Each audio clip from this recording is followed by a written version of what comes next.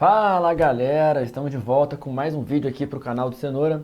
E nesse vídeo de Direito Penal a gente vai falar sobre crimes contra a administração pública, só que a gente vai trabalhar fazendo exercícios, tá? Então para você que já estudou esse tema vai ser muito bom porque você vai poder revisar com os exercícios. Eu coloquei questões do CESP, tem questões bem atuais, tá? Então vai ser assim, um vídeo bem rápido, não vai ser um vídeo longo e você vai conseguir revisar os principais temas dos crimes contra a administração pública para as provas do CESP. Beleza então, galera? Então vamos aí, olha só, botando para vocês, começando com essas três questões aí que caíram. Tem uma que caiu esse ano já, olha lá, 2021, né? Olha só, a causa de aumento de pena incidente sobre agente de crime contra a administração pública que seja ocupante de cargo em comissão ou de função em direção ou assessoramento de órgão da administração direta é aplicável também ao chefe do executivo. Chefe do executivo, detentor de mandato eletivo. Pessoal, olha só, para resolver essa questão você tem que saber o artigo 327.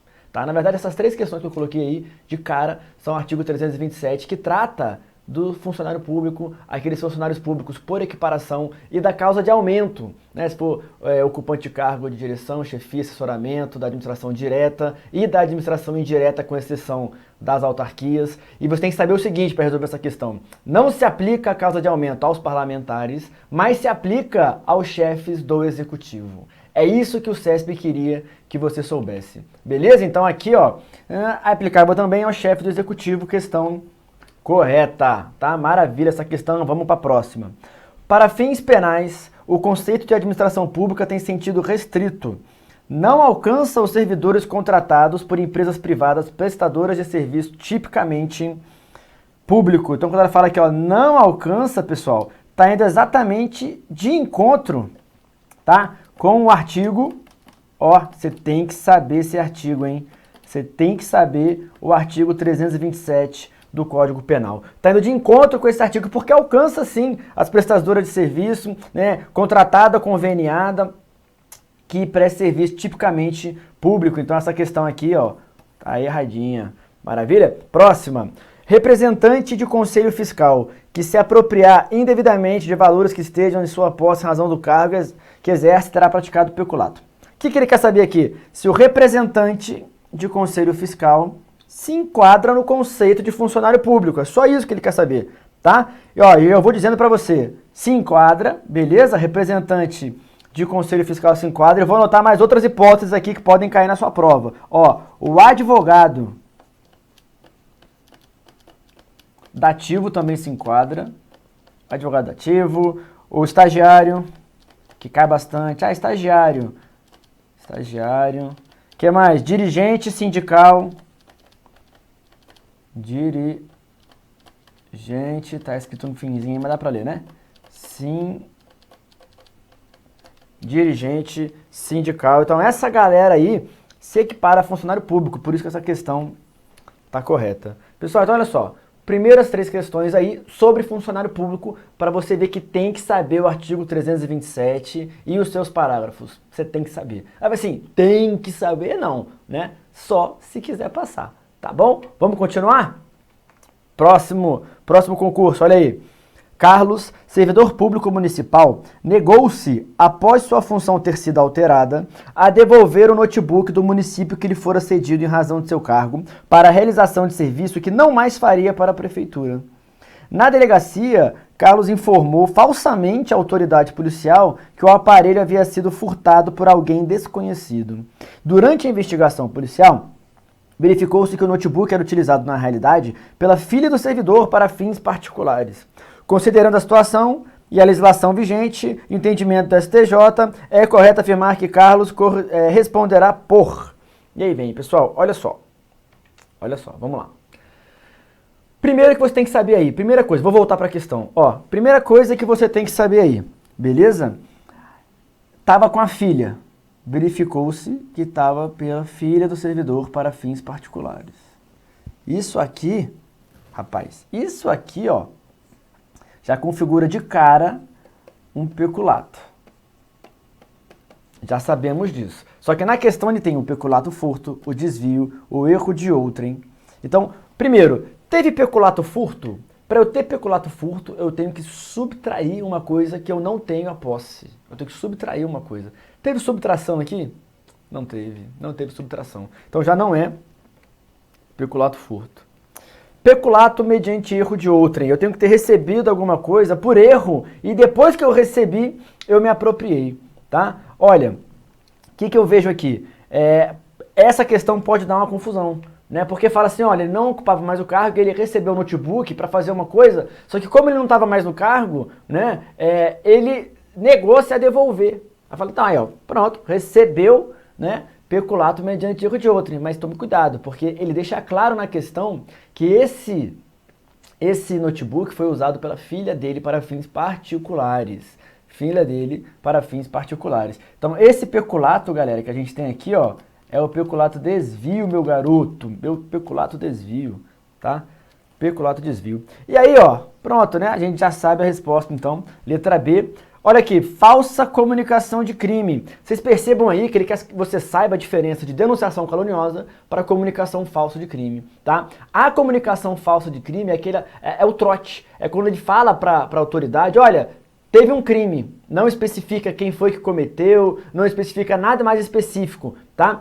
É um trote, né? Você comunica um crime que você sabe que não aconteceu, é um trote. E aí isso gera uma movimentação da máquina estatal, por isso é crime, comunicação falsa de crime e não denunciação caluniosa, né? De comunicação falsa de crime, ó, artigo 340.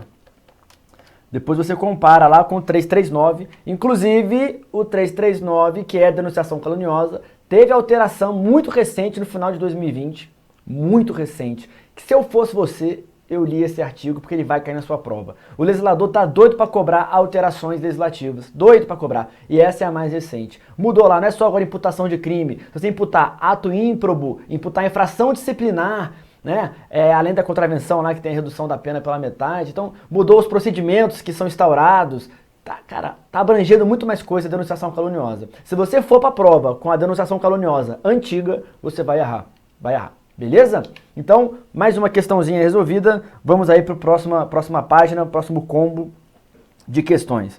Olha só, auditor que no intuito de obter vantagem econômica inserir no banco de dados da Secretaria da Fazenda Local inserir informações falsas em relação à dívida de determinado contribuinte, terá cometido o crime de falsidade ideológica. Ó, para resolver essa questão, você tem que saber do peculato eletrônico e tem que saber que tem duas formas de peculato eletrônico. A gente tem o 313A e o 313B. O 313A, ele diz respeito aos dados, à inserção, à alteração, à facilitação da inserção ou à exclusão de dados, informações, tá? Que é o que fala na questão aí. O 313B é quando o servidor muda o próprio sistema, Então, no 313A, eu tenho a alteração, eu estou mexendo com os dados do sistema. No 313B, eu estou mexendo o próprio sistema. Quando isso acontece, a gente tem o peculato eletrônico. A questão está errada por quê? Porque ela fala de falsidade ideológica, né? Esse é o erro da questão, tá? Esse é o erro da questão, por isso que ela está errada. Agora, cuidado, gente, ó. A questão, ela deixa um pouco a desejar, porque para praticar o 313A, tem que ser um funcionário autorizado. A questão falou do auditor. Então, assim, eu estou partindo do pressuposto que o auditor é um funcionário autorizado. Porque, olha, se for um funcionário não autorizado que está fazendo isso, aí já é outro crime, né? Inclusive, pode ser o de falsidade ideológica. Então, a gente tem que ver direito, né? A questão tem que estar bem clara, essa questão não está tão clara assim. É lógico que a gente marca a resposta sabendo que não é falsidade ideológica, que ele quis levar você para o peculato eletrônico. Beleza? Vamos para a próxima. A reparação do dano, no caso de peculato culposo, mesmo que ocorra em momento posterior à aprovação da sentença irrecorrível, extingue a punibilidade. Essa questão está errada. Ué, professor, não tem reparação do dano no peculato culposo? Não é até a sentença? Mesmo depois da sentença, o dano continua tendo benefício? Continua. Porém, ó, primeiro, peculato culposo. Peculato doloso não admite. E aqui é culposo, tá certo. Segundo, até a sentença extingue a punibilidade. Depois da sentença, reduz pela metade. Tá? Reduz pela metade. Não extingue a punibilidade. Então, aqui tá dizendo o quê? Ó, mesmo depois da sentença, extingue a punibilidade. Pém, errado. Beleza? Tranquilidade? Resolvido, né? Próxima questão, então, olha lá. O agente que se tenha apropriado de valor inferior a um salário mínimo ao praticar o crime de peculato poderá ser beneficiado pelo princípio da insignificância. Vai cair na sua prova o princípio da insignificância nos crimes contra a administração pública, tá? Não é cabível o princípio da insignificância, súmula 599 do STJ. Ah, mas eu já vi casos em que o STF aplicou o princípio da insignificância. Gente, olha, são casos muito isolados. Então você não pode dizer assim, que, com base nesses casos isolados, que o STF aplica e o STJ não aplica. Eu acho muito pesado. O STF já aplicou, mas qual que é a regra sumulada pelo STJ que você vai levar para a prova? Não, é inadmissível o princípio da insignificância nos crimes contra a administração pública. Beleza? Você vai anotar aí, ó, a súmula 599 do STJ. Tem que estar no seu coração, na hora da sua prova. Tranquilo? Vamos lá. Então, marquei aqui, não marquei, né? Errado, tá? Errado. Beleza? Vamos nessa. Continuando.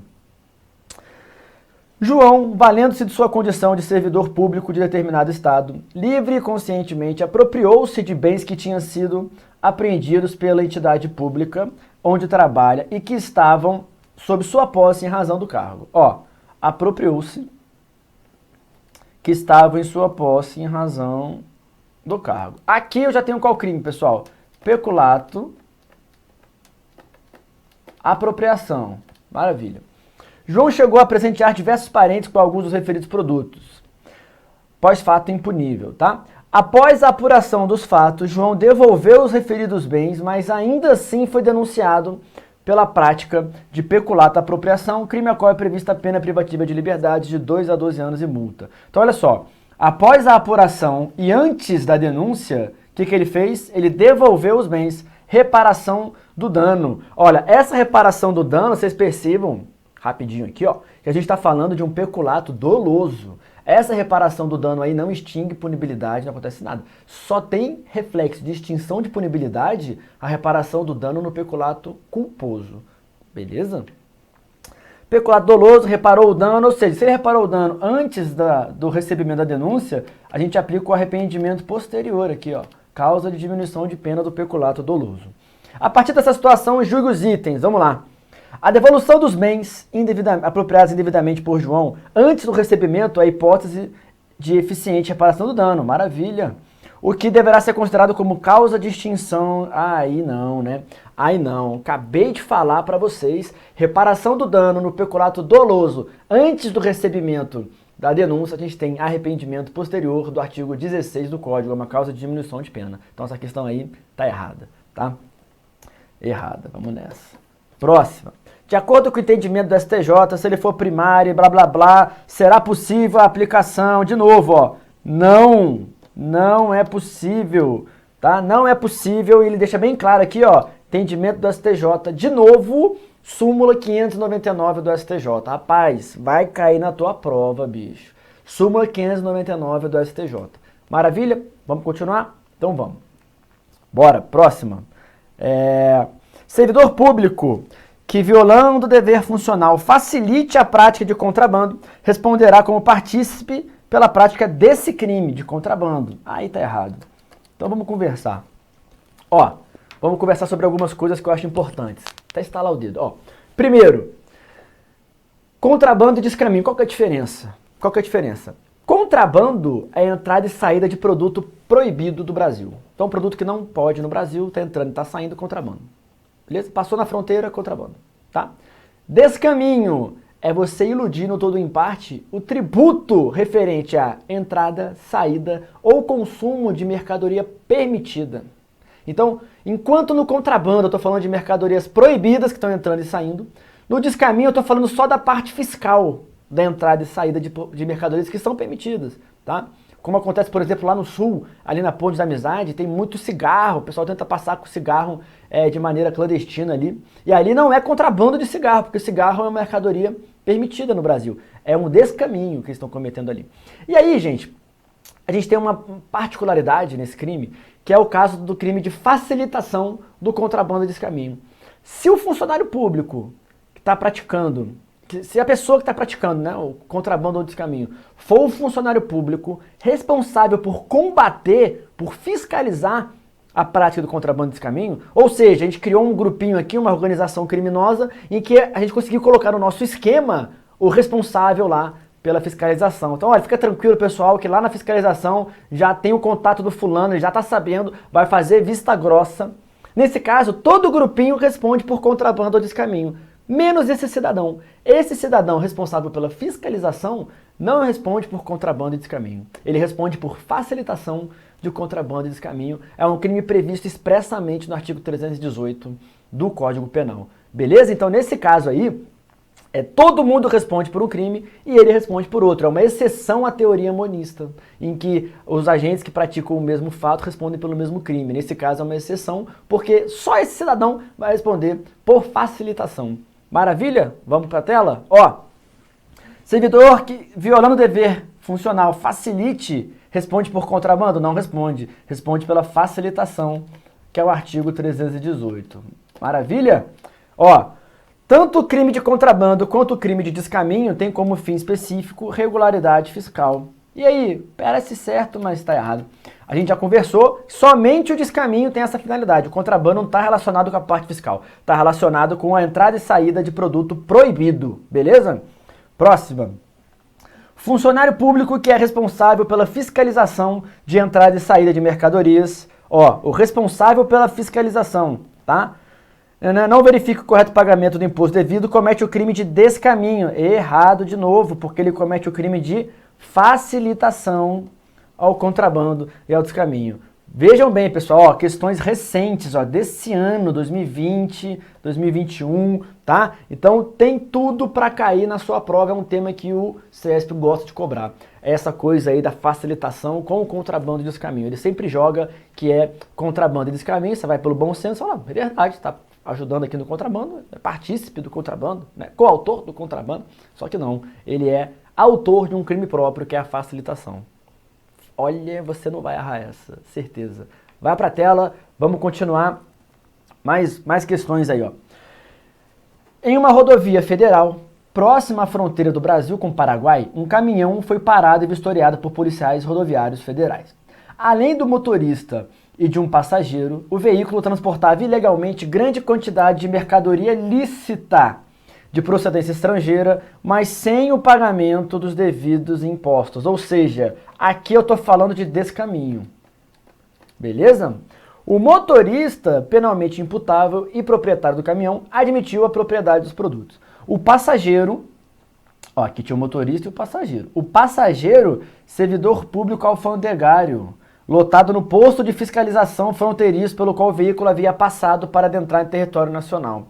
Esse servidor público aí é o servidor público responsável pela fiscalização, esse malandro. Então, já vou adiantando, enquanto o motorista vai responder pelo descaminho desses produtos aí que são lícitos, mas não pagou imposto, o passageiro, que é o servidor responsável pela fiscalização, se ficar comprovado que foi ele que ajudou, ele responde por facilitação e não pelo crime de descaminho igual o motorista, tá? A gente já conversou sobre isso.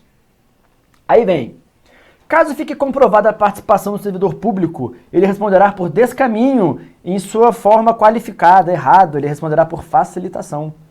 A conduta do motorista configura o crime de descaminho em sua forma consumada, ainda que não tenha havido a constituição definitiva do crédito e ainda que não tenha tido prejuízo ao erário.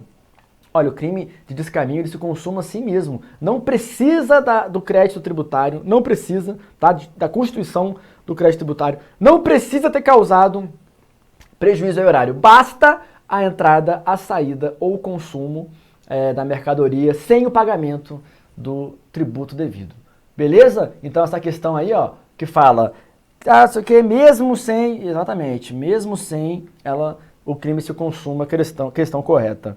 Tá? Continuando aí, mais uma leva de questão. Vamos lá, estão percebendo aí que é bastante questão que a gente está vendo, tá? Sobre os crimes contra a administração pública, questões recentes, ó, mais uma aí, 2021, vamos nessa. O crime de concussão se consuma com a obtenção da vantagem indevida pelo servidor público. Vem para mim aqui, ó. Concussão, artigo 316 do Código, verbo exigir. Exigir indevida vantagem, concussão. Se consuma com a simples exigência. Não precisa da obtenção da vantagem. É um mero exaurimento a obtenção da vantagem. Não serve para nada, é um pós-fato impunível. Tá bom? Consuma com a exigência. Outra coisa importante para resolver essa leva de questões aí. Diferença de concussão para corrupção passiva. A corrupção passiva, o verbo, tem 3 verbos. Sar, né? Solicitar, aceitar e receber. Mas aí o que mais ele compara, né, o que o examinador gosta de mexer com você, é a diferença do solicitar para o exigir. Então o que você tem que levar para o coração? Solicitar, corrupção passiva. Exigir, concussão. Maravilha? Vamos então para a tela, vamos para as questões. O crime de concussão se consuma com a obtenção, tá errado. Crime formal se consuma com a simples exigência, tá? Vou botar aqui o artigo da concussão 316 do Código. Ó, o sujeito ativo da prevaricação pode ser um particular, desde que haja um concurso com o servidor perfeito. Aí vem o erro, ó. Mesmo que aquele desconheça a condição funcional do coautor. Aí não. Gente, tem como um particular praticar um crime contra a administração pública, daqueles crimes que são praticados só por funcionário público? Tem como um particular praticar um crime desses? Tem como, lógico que tem. Desde que ele pratique junto com o funcionário público e desde que ele saiba disso. Ele tem que saber que está praticando o crime com o funcionário público. Se ele não souber disso, aí não tem como, tá? Porque eu não posso punir o cidadão por uma coisa que ele não sabe. Não posso. Beleza? Então ele tem que conhecer a condição de funcionário público do coautor para ele responder pelo crime de prevaricação aí na questão. Por isso que ela está errada. Beleza? Fácil, né? O que mais? O ato de servidor público exigir, a gente já viu que exigir, que crime que é? Concussão. Para si, vantagem indevida em razão de sua função, configura, olha aí, ó. Ah, tá bom, César, porque eu vou cair nessa. Não vai cair nessa, não. Você não vai cair nessa, tá? Exigência, concussão. Solicitação, corrupção passiva. Beleza? Vamos falar da Ana agora. Olha aí, ó. Ana, servidora do Ministério Público, aproveitou-se do acesso que sua função pública lhe permitia para se apropriar de valores do órgão. Pronto, aproveitou-se da função para se apropriar. Aqui eu tenho peculato, apropriação. Beleza, artigo 312, tá? Durante o inquérito, preocupada com a eventual condenação, Ana ofereceu vantagem pecuniária a uma amiga para prestar depoimento falso. Ou seja, e assim o fez. A amiga prestou depoimento falso, falso testemunho. Falso testemunho da amiga. E a Ana, quando ofereceu vantagem, oferecer, a gente vê aí que é um verbo da corrupção ativa, apesar de ter um crime específico, né, no Código Penal, que é a corrupção ativa de testemunha. Beleza? Então, olha só. Ana praticou peculato, apropriação, começou o inquérito, ela praticou corrupção ativa de testemunha, porque ela ofereceu indevida vontade para a testemunha mentir, e a testemunha mentiu praticando falso testemunho. Pronto. Essa é a nossa historinha. Vamos para as questões. A conduta de Ana ao oferecer dinheiro não caracteriza crime de corrupção ativa. Ó, tá certo. Não caracteriza crime de corrupção ativa. Por quê? Porque caracteriza crime de corrupção ativa de testemunha. Um crime específico, tá? Não caracteriza corrupção ativa. Maravilha. É corrupção ativa de testemunha, tá? Não é corrupção ativa do artigo 333. Não é essa aqui não, tá? É uma específica, por isso que tá certa a questão. O que mais? A amiga de Ana deverá responder pelo crime de falso testemunho. Beleza. Deixando o fato de ser punível se antes da sentença ela se retratar. Maravilha! É possível a retratação em 2 hipóteses, tá? Como extinção da punibilidade. 2 hipóteses de retratação. A primeira retratação é no caso de calúnia e difamação. Na injúria, não. Calúnia e difamação, até a sentença de 1º grau. Segunda hipótese de retratação, falso testemunho, até a sentença de 1º grau do crime em que ela mentiu lá na audiência, e não da audiência dela mesma de falso testemunho. Tá? Então, na apuração do crime que ela mentiu, chegou na sentença, ela não pode mais se retratar do falso testemunho, e é isso que fala aí na questão, porque está certo. Ana deve ser responsabilizada pelo crime de apropriação indébita. Tá errado, né, rapaz? Errado, a gente já viu, peculato, apropriação da Ana, artigo 312, porque ela está na condição de funcionário público. Tá? O peculato é um crime contra a administração pública que é impuro ou impróprio. Por quê? Porque se eu tenho a qualidade de funcionário público, no exercício da função e aproveitando das facilidades do cargo, peculato. Se eu tiro isso, eu tenho outro crime, outra tipificação, que é no caso aí apropriação indébita. No caso do peculato, apropriação de um lado, tirou o funcionário público, apropriação indébita. Ana é funcionária pública, tá? Então não é apropriação indébita, é peculato, apropriação. Maravilha? Próxima. Vamos lá. Antônio e Breno, bacharéis em direito, aqui tá a pegada, hein? Fazendo-se passar por oficiais de justiça, ou seja, eles são ou não são oficiais de justiça? Não são. Comparecem a determinada joalheria alegando que teriam que cumprir mandado judicial de busca e apreensão de parte da mercadoria suspeita de crime tributário. Para não cumprir os mandatos, solicitaram R$10.000 e a quantia foi paga. Que crime que eles respondem? Que crime? Olha que questão boa. Ela coloca um solicitam R$10.000 aí para você falar o seguinte: opa, aprendi com o professor Cenoura que solicitar é corrupção passiva. Solicita corrupção passiva. Né? E olha, tem uma alternativa aí, falando corrupção passiva, aí você, nossa, solicitar corrupção passiva, pronto, acertei. Não, olha só, a corrupção passiva é um crime que é praticado por quem? Funcionário público. Esses cidadãos aí, eles são funcionário público ou eles estão fingindo que são?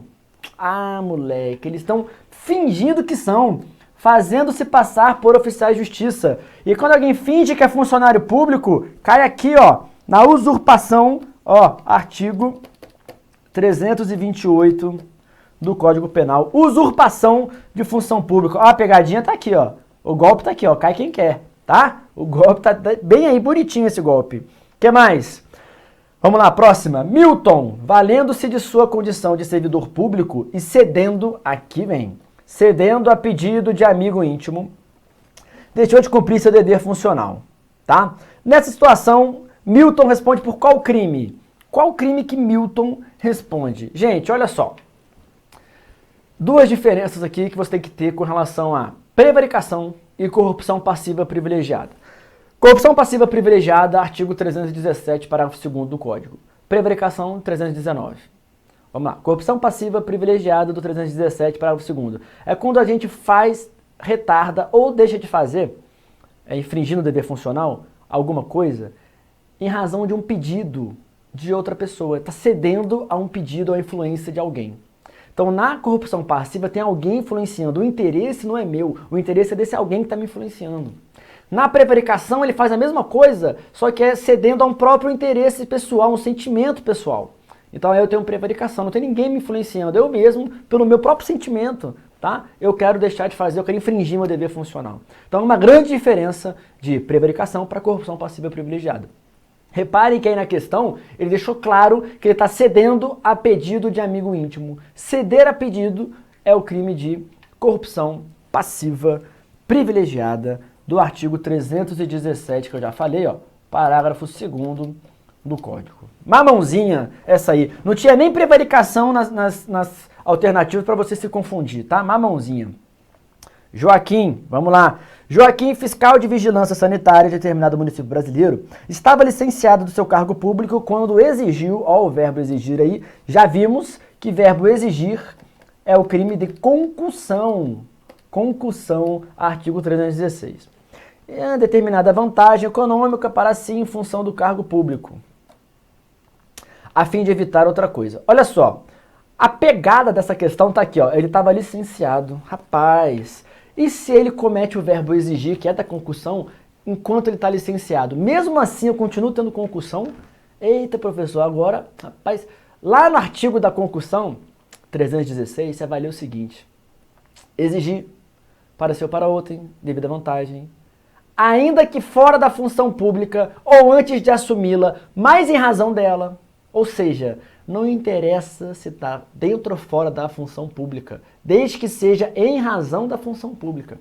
Aqui ele está licenciado, fora da função, está licenciado. Mas a questão fala em razão da função. Olha aqui, ó, olha aqui, em função do seu cargo. Ou seja, continuo com o meu crime bonitinho de concussão, letra D de dado. Ô, professor, que questão fácil, rapaz. Podia cair na minha prova. Ô, rapaz, se Deus quiser, vai estar lá na tua, tá?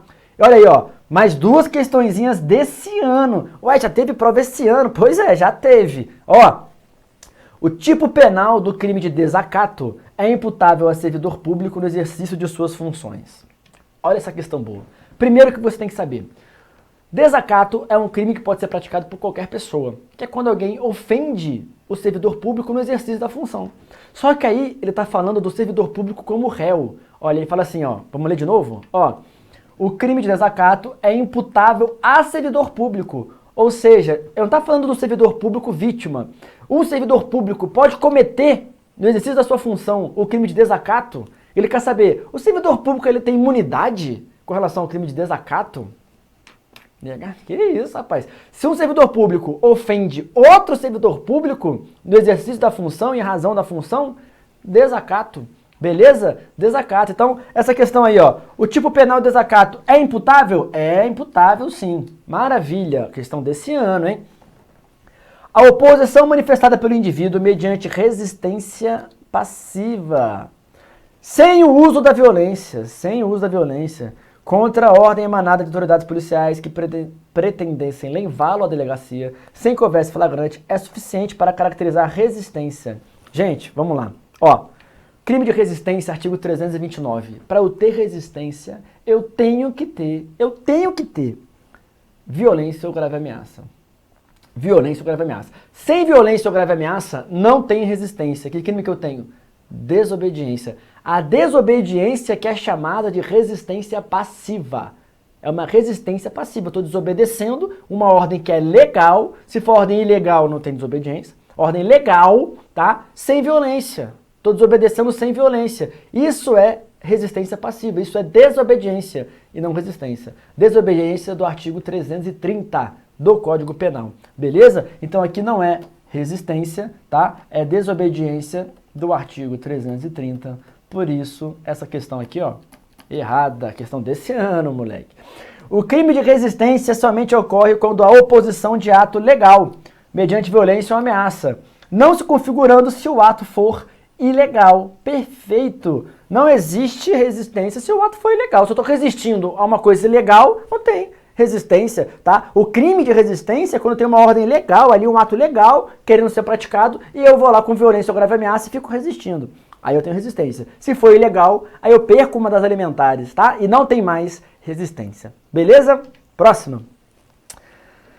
Segundo o STJ, a previsão legal do crime de desacato a funcionário público no exercício da função não viola o direito à liberdade de expressão e de pensamento previstos no Pacto São José da Costa Rica. Eu vou até botar aqui, ó, a GRG no RESP, agravo regimental no RESP 179.1198-RO, tá? Esse julgado aí do STJ. Gente, teve uma época que rolou uma discussão de que o crime de desacato ia contra o Pacto de São José da Costa Rica. Contra o Pacto de São José da Costa Rica. Então, estavam falando que, olha, não foi recepcionado o desacato. Não foi recepcionado, tá? O crime não se aplica mais desacato. Chegaram vários processos lá onde eu trabalho, vários processos que eram de desacato. O pessoal falando, olha, quero que extinga a punibilidade, porque desacato não é mais crime, tipo isso. E aí veio o STJ e falou negativo, tá? O desacato não viola a liberdade de expressão. Não é porque você tem liberdade de expressão, previsto lá no Pacto São José da Costa Rica, que você pode sair xingando o funcionário público no exercício da função. O crime de desacato, ele continua típico, beleza? Continua típico, tá? Por isso que essa questão aí, ó, não viola, maravilha, não viola mesmo, questão correta, de acordo com o entendimento do STJ, aconselho vocês a darem uma lida nesse julgado aqui, beleza? Próxima. O proprietário de estabelecimento comercial que impeça o acesso de auditor fiscal da Cefaz, regularmente identificado e com atribuição para dar início à ação fiscal, pratica, ó, primeiro, ele não fala de violência ou grave ameaça. É outra questão que eu acho um pouco incompleta, porque ele tinha que falar sem violência ou grave ameaça, porque como é que ele impediu? Como é que foi esse impedimento aí? Foi com base de porrada, de xingamento? Como é que foi? Tá? Não fala nada, então tudo bem. Se ele não fala que teve violência ou grave ameaça, eu parto do pressuposto que não teve. Então, quando o CESP quer que tenha violência ou ameaça, ele vai botar bem expresso, com violência ou grave ameaça, beleza? Não falou de violência ou grave ameaça. É um auditor que quer praticar um ato e eu não estou deixando ele praticar esse ato sem violência ou grave ameaça. Que crime que é esse, galera? A gente acabou de ver artigo 330, quando não tem violência ou grave ameaça, o crime é de desobediência. Artigo 330 do Código Penal. Muito boa. Próxima, olha aí. No crime de favorecimento pessoal, a prestação de auxílio por irmão do criminoso configura hipótese de redução de pena. Vamos para cá. Favorecimento pessoal versus favorecimento real.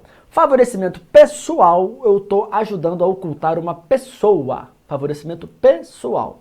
Favorecimento real, eu estou ajudando a ocultar uma coisa. Lá do direito, ó, direitos reais, direito das coisas. Real é coisa.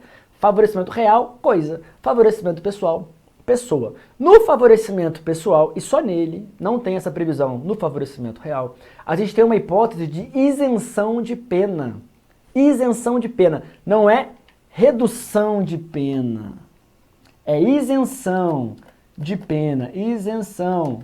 E aí vem o CAD, né? CAD, que todo mundo sabe. Cônjuge ou companheiro, ascendente, descendente e irmão. Aqui ele fala do irmão, tá dentro do CAD, tá tudo certo, mas não é redução de pena, é isenção. Por isso que a questão está errada. Maravilha. Próxima. O agente que patrocina interesse privado junto à administração fazendária, eita, que aqui ele gosta, hein? Valendo-se da qualidade de funcionário público, comete o crime de advocacia administrativa de acordo com o Código Penal. Gente, dois crimes contra a administração pública que, se forem praticados no âmbito da fazenda pública, da administração fazendária, eu não aplico o Código Penal. Eu aplico a lei dos crimes contra a ordem tributária, lei 8137 de 90. Quais são esses dois? Concussão e advocacia administrativa.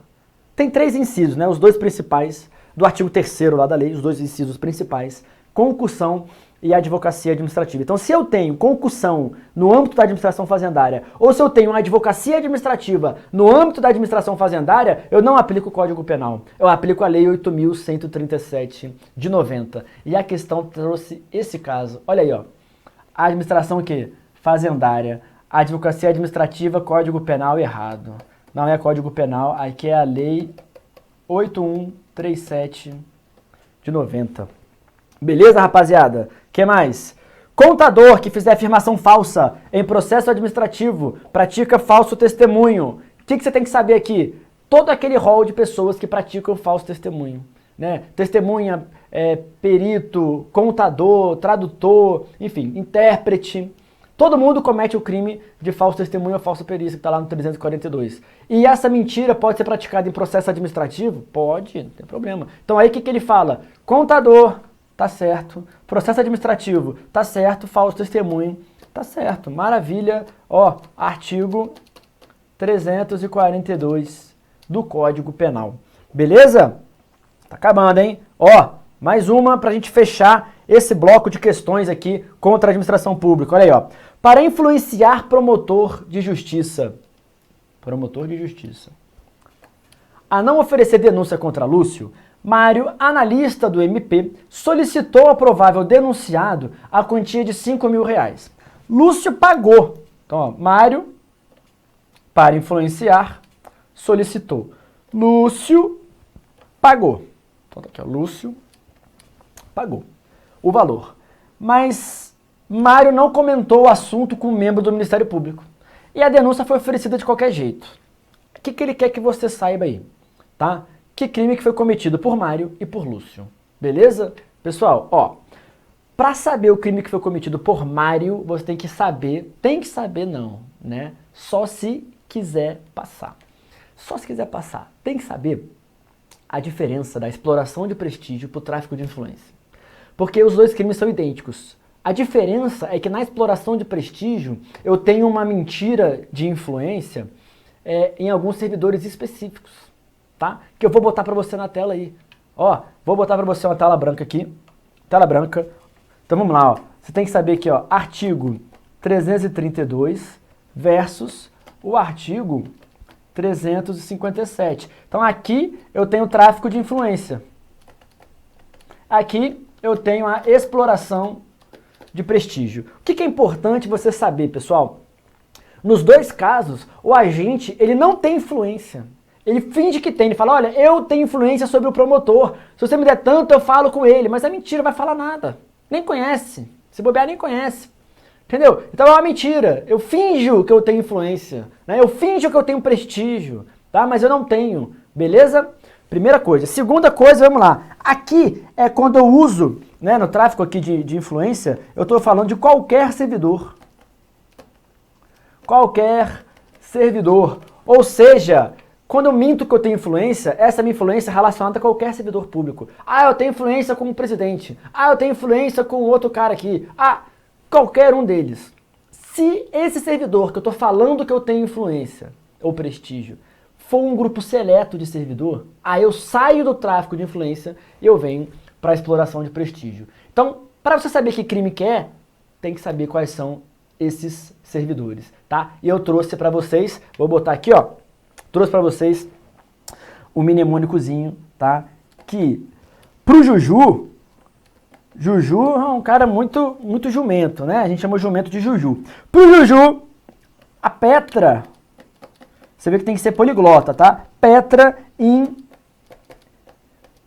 Ai, tifu, porra, ai, tifu. Ó, pro Juju, Petra in tefu, tá? Pro Juju, Petra in tefu. Quem que é pro Juju? Olha aqui, ó. Vou botar até a cor para você enxergar, tá? Ó, aqui eu tenho promotor. Juju, né? Eu tenho o juiz e o jurado. Juiz e jurado, tá? Petra, aqui no pé eu tenho perito. Tradutor. In, quem que é o in, pessoal? Quem que é o in? Calma aí, tefu, vamos pro tefu primeiro. Testemunha. Testemunha. Funcionário. Funcionário da justiça, qualquer um. Servidor lá da justiça, do TJ. Justiça. O intérprete. Intérprete, pronto. Pro Juju, Petra in tefu, tá? Se for pro Juju, Petra in tefu, aí eu tenho exploração de prestígio. Se não for, eu tenho tráfico de influência. É essa a diferença, tá? Pro Juju, Petra in tefu, exploração de prestígio. Qualquer outro, tráfico de influência. Na questão, vocês percebem que o promotor, ele é o pro do pro Juju, tá? O promotor é o pro do pro Juju, beleza? Então, na questão, volta, influenciar promotor. Então, eu não tenho tráfico de influência. Ó, tráfico de influência, não é. Eu tenho qual? Exploração de prestígio. Corrupção passiva também não. Exploração de prestígio. Agora, vamos lá. Qual que é a conduta do Lúcio? O Lúcio pagou. O Lúcio pagou. O particular que paga, ele responde por qual crime? Primeiro, vamos falar sobre a corrupção ativa? A gente tem dois verbos na corrupção ativa do particular, que é oferecer ou prometer. Não tem o verbo dar, não tem o verbo pagar, não tem. Se não tem o verbo pagar, aquele que paga, ele não comete crime nenhum. Ele é vítima do que está solicitando. Aqui, ele solicitou para fingir que estava influenciando, por isso que é exploração de prestígio. Se ele só tivesse solicitado, seria corrupção passiva. Tem até a questão, a letra E era corrupção passiva, eu já risquei, tá? Então ali eu tenho um solicitar, só que dentro do contexto da exploração de prestígio, teve uma solicitação. Quem paga a solicitação não comete crime, tá? Quem paga é a vítima desse aí que está solicitando, beleza? Então nesse caso a conduta do Lúcio, que pagou, é atípica. A típica letra C de casa, beleza? Galera, com isso terminamos mais um bloco de direito penal. Espero que você tenha conseguido revisar. Aqui a gente tratou os principais tópicos dos crimes contra a administração pública na resolução de exercício. Olha, foi aí rapidinho, mas foi por lá umas 30 questões, viu? Que a gente resolveu. Beleza, galera? Então é isso, fecha a conta, passa a égua. Tchau, obrigado.